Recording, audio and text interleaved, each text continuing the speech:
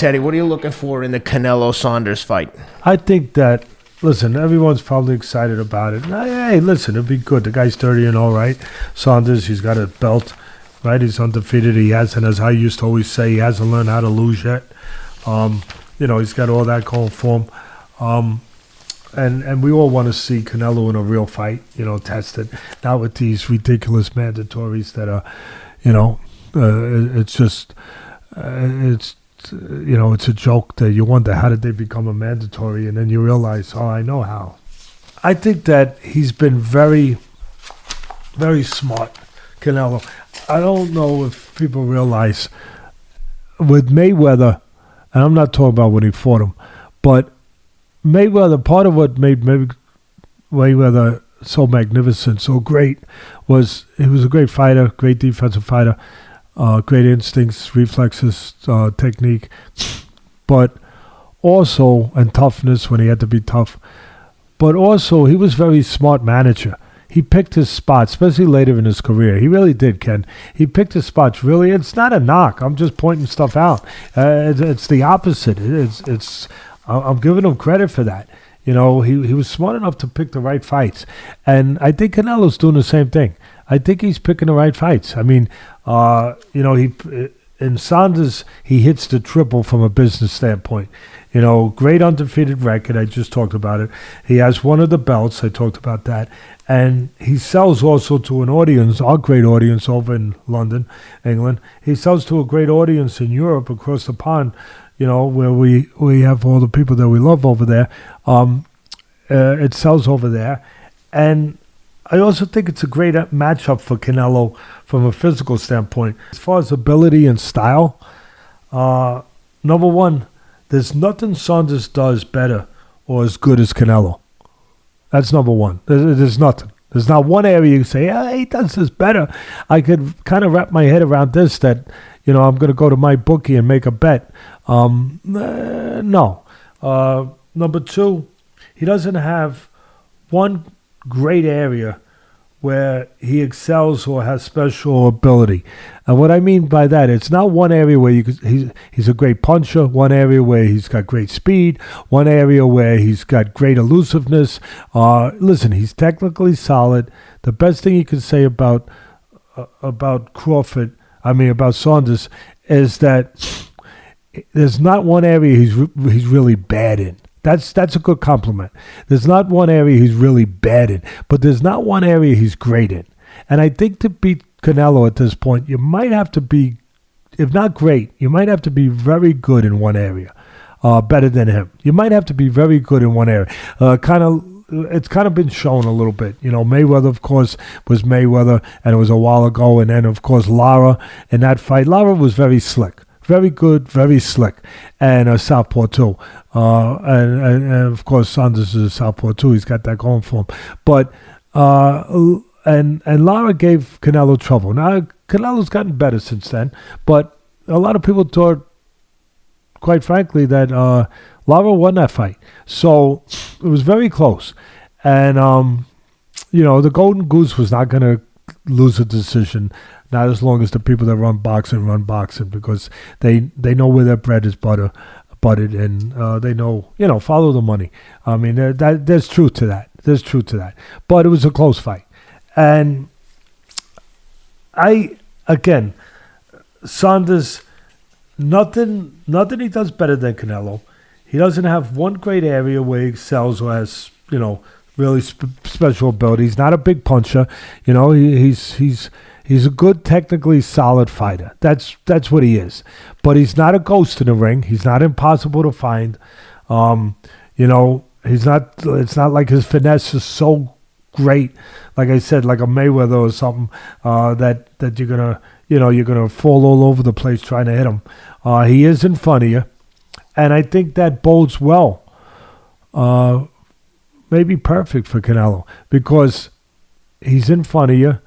That means that, for me, Canelo can use his jab. He's got a nice, accurate, strong jab now.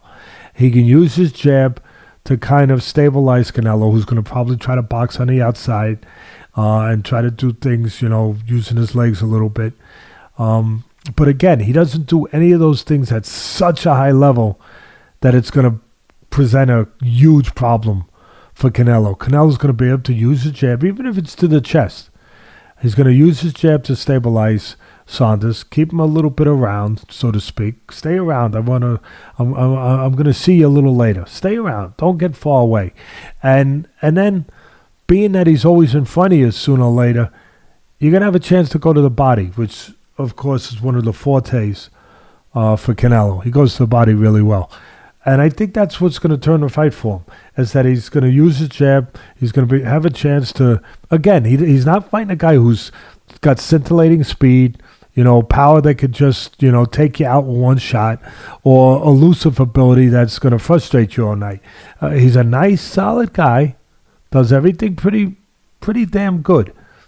But I think to be Canelo at this point in his career, it's going to take a guy who does one of those things better than he does. And I don't think that's Saunders. Like I said, he's not a big puncher, He's not slow, but he's not speedy, He's solid technically, but like I said, he's not a real cutie or a ghost where you can't find him. He's a decent, solid guy. And I think that Canelo, again, has picked the right guy. Well, let me ask you this. The odds are at my bookies got Canelo at -700, Saunders plus 500. Do you like Canelo enough to lay 700? No. I mean, unless Joe Louis or Rocky Marciano come back, or those kind of guys, I'm not comfortable with too many guys laying 700. And now it sounds like I'm contradicting myself. I get it. I think that Canelo picked the right guy. I think he has the upper hand in all the areas. I think he wins the fight.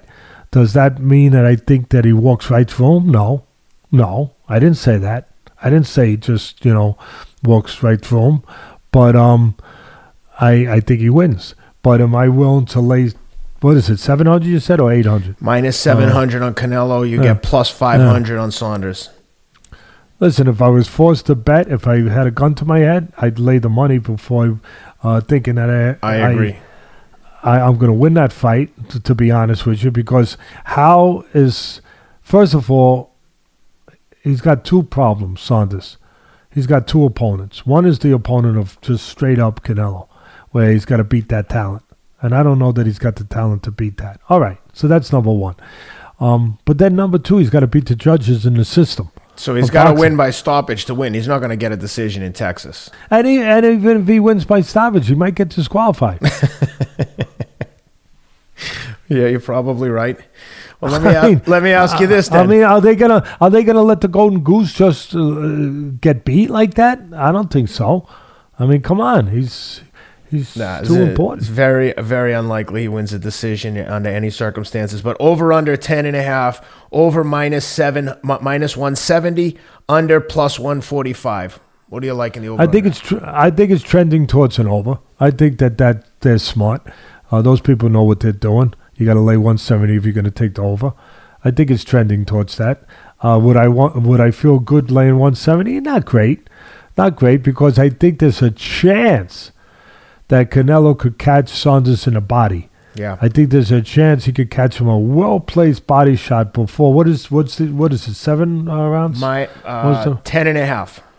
Oh, 10.5. Wow. So I think you got 10.5 rounds to land a body shot that maybe takes Saunders out.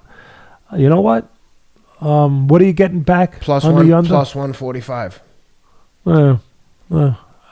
I mean, I might play around as a flyer and take an under. I don't really feel like laying a 170 for anything significant, so I might put a